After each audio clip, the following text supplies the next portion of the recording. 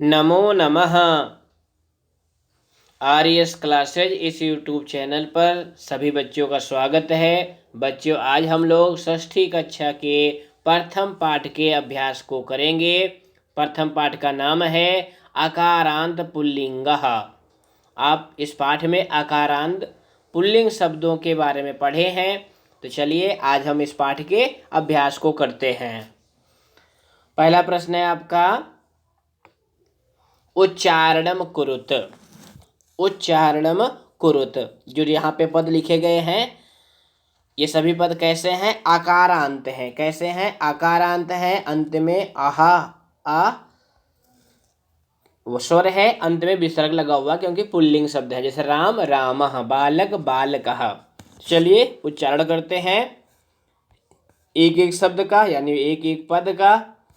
छात्रः, गजः, घटः, शिक्षकः, मकरः, दीपकः, मयूरः, बिडालः, अश्वः, शुकः, मूषकः, चंद्रः, बालकः, चालकः, गायकः।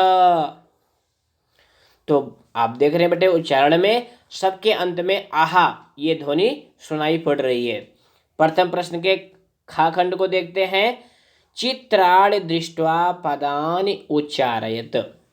चित्राणि, चित्र को, दृष्ट्वा देख करके, पदानि, तो हमने आपको पहले बताया बच्चों कि जिसको आप हिंदी में शब्द कहते हैं उसी को संस्कृत में पद कहते हैं। शुभ और तिंग प्रत्यय लगा करके शब्द को पद बनाते हैं और संस्कृत में पदों का ही प्रयोग होता है। तो देखिए पहले चित्र में क्या दिखाई दे रहा है आपको? किसान। किसान को संस्कृत में क्या कहेंगे? कृषकः। दूसरे चित्र में क्या दिखाई दे रहा है? बैल, तो क्या कहेंगे? वृषभः, भल्लूकः, मंडूकः, कपोतः, प्रियंकः, दूरभाषः। दूरभाष मन क्या होता है? टेलीफोन।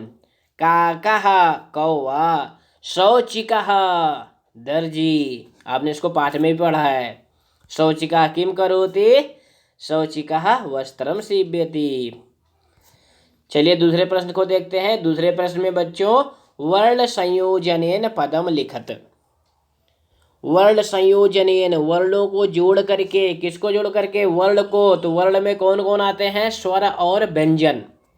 तो बच्चों जोड़ते समय आप ध्यान देंगे कि स्वर विहीन व्यंजन को बाद वाले स्वर से जोड़ देते हैं और बाद वाला स्वर उस व्यंजन में मात्रा के रूप में लग जाता है। तो चा आ, सा आ, का आ क्या हो गया? चस्का। उसी प्रकार से सा औ, सौ, चा ई ची, का अह, शौचिकः। क्या बच्चों क्या हो जाएगा? शौचिकः।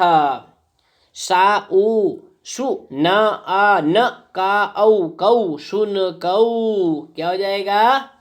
सुन कौ। धा आ, धा, व आ, व, ता अह, तह, धावतः। वारी वृ, द धा। बच्चों यहाँ देखिए दा धा के बीच में कोई स्वर नहीं है तो ये संयुक्त व्यंजन हो जाएंगे। और अंत में आहा, तो क्या हो जाएगा? वृद्धः। ग आ, य आ, न त ई क्या हो जाएगा? गायन्ती। इसी का खा खंड देखिए, क्या करना है इसमें? पदानाम वर्ण विच्छेदम प्रदर्शयत। पदानाम, पदों की। पद किसे कहते हैं? हमने आपको पहले बताया संस्कृत में पदों का प्रयोग होता है। तो यहाँ पे देखिए लघु, सीव्यति, वर्णाः, कुक्कुरौ, मयूरः, काकः, बालकः, ये सभी क्या हैं? पद हैं। तो इनका वर्ण विच्छेद करना है, यानी जो स्वर हैं, व्यंजन है, उनको अलग अलग करके लिखना है।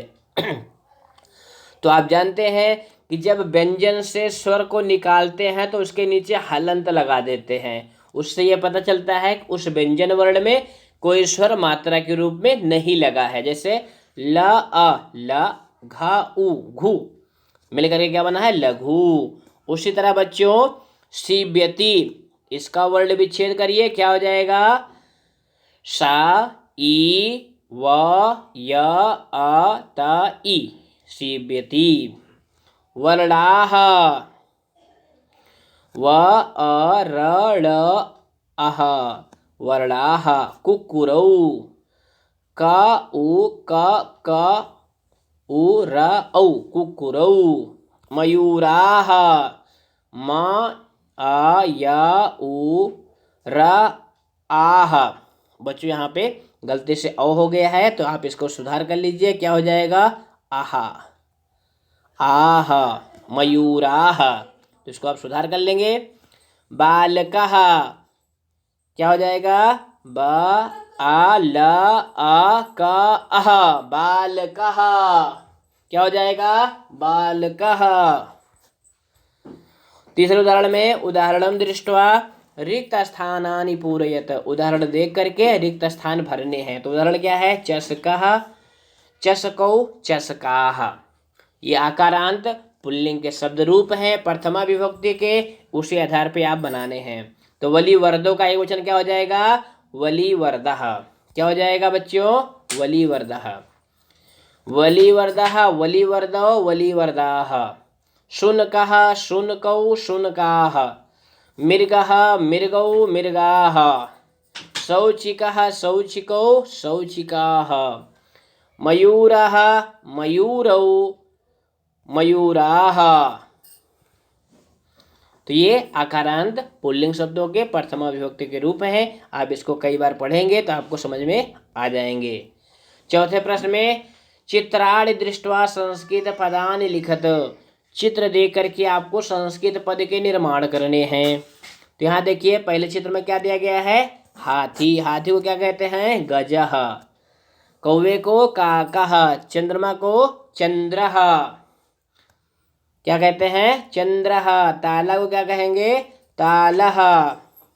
और भालू को क्या कहेंगे? भल्लूकः। क्या कहेंगे? भल्लूकः। और बिडाल को बिडालः। क्या कहेंगे? बिडालः। विसर्ग लगा देंगे। भल्लूकः बिडालः। पांचवें प्रश्न बच्चों, चित्र देख करके आपको उत्तर लिखना है। चित्रम दृष्ट्वा उत्तरम लिखत। बालकः किम करोति? बालकः पठति। चित्र में देखिए बालक क्या कर रहा है? बालकः पठति। बालकः पठन कार्यम करोति। दूसरे चित्र में अश्वौ किम कुरुतः। दो घोड़े क्या कर रहे हैं?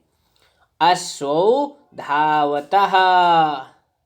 दो घोड़े दौड़ रहे हैं। कुक्कुराः किम कुर्वन्ति। ये कुत्ते क्या कर रहे हैं? कुक्कुराः बुक्कन्ति। कुत्ते भौंक रहे हैं। आगे देखिए छात्रो किम कुरुतः। दोनों बच्चे क्या कर रहे हैं?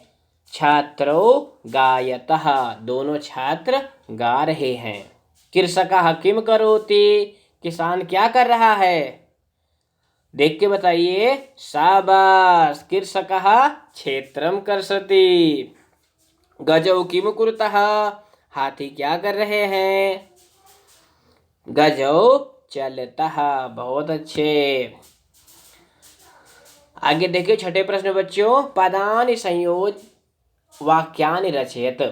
पदों को जोड़ करके वाक्य बनाने हैं। इधर कर्ता पद है, इधर क्रियापद है। गजाः तो बहुवचन में है तो क्रिया क्या आ जाएगी? चलन्ति। सिंहौ द्विवचन में है, क्रिया क्या हो जाएगी? गर्जतः। गायकः एक वचन में है तो क्रिया हो जाएगी गायति। बालकौ गायतः। मयूराः नृत्यन्ति। अब इनको जोड़ करके हम वाक्य निर्माण करेंगे। तो चलिए वाक्य निर्माण करते हैं। इसको आपको कॉपी में भी लिखना है। गजाः चलन्ति। सिंहौ गर्जतः। गायकः गायति। बालकौ पठतः। मयूराः नृत्यन्ति। सातवें प्रश्न में बच्चों, मंजूषातः पदम चित्वा रिक्त स्थानानि पूरयत। मंजूषा से पद का चुनाव करके रिक्त स्थान भरने हैं। तो मंजूषा में क्रियापद दिए गए हैं तो कर्ता के साथ जोड़ते हुए आपको वाक्य बनाने हैं। तो कर्ता बहुवचन का रहेगा तो क्रिया भी बहुवचन की रहेगी अर्थ के अनुसार। मयूराः नृत्यन्ति, गजौ चलतः, वृक्षाः फलन्ति, सिंहौ गर्जतः, वानरः खादति, अश्वः धावति। तो आप इसको लिख लेंगे बच्चों। 8वां और अंतिम प्रश्न है सातौते। ये सर्वनाम है सातौते। इत एतेभ्यः इनमें से उचित सर्वनाम पदम चित्वा, उचित सर्वनाम पद का चुनाव करके रिक्त स्थानानि पूरयत, रिक्त स्थान आपको भरने हैं।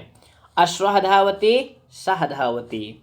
तो गजाः चलन्ति, तो क्या हो जाएगा बताइए। गजाः बहुवचन में है तो क्या हो जाएगा ते चलन्ति। छात्रो पठतः, तो सर्वनाम क्या आ जाएगा छात्रों के स्थान पे तौ पठतः। वानराः क्रीडन्ति, तो वानराः बहुवचने तो क्या सर्वनाम पद क्या आ जाएगा ते क्रीडन्ति। गायकः गायति, गायकः एक वचने तो सर्वनाम पद क्या हो जाएगा सः गायति। मयूराः नृत्यन्ति, तो क्या हो जाएगा ते नृत्यन्ति। ध्यातव्यम, ध्यान दीजिए संस्कृत में 3 लिंग होते हैं, पुल्लिंग, स्त्रीलिंग, नपुंसकलिंग। संस्कृत में 3 पुरुष भी होते हैं, प्रथम पुरुष, मध्यम पुरुष और उत्तम पुरुष। संस्कृत में 3 वचनानि भवन्ति, 3 वचन भी होते हैं, एक वचनम, द्विवचनम, बहुवचनम च।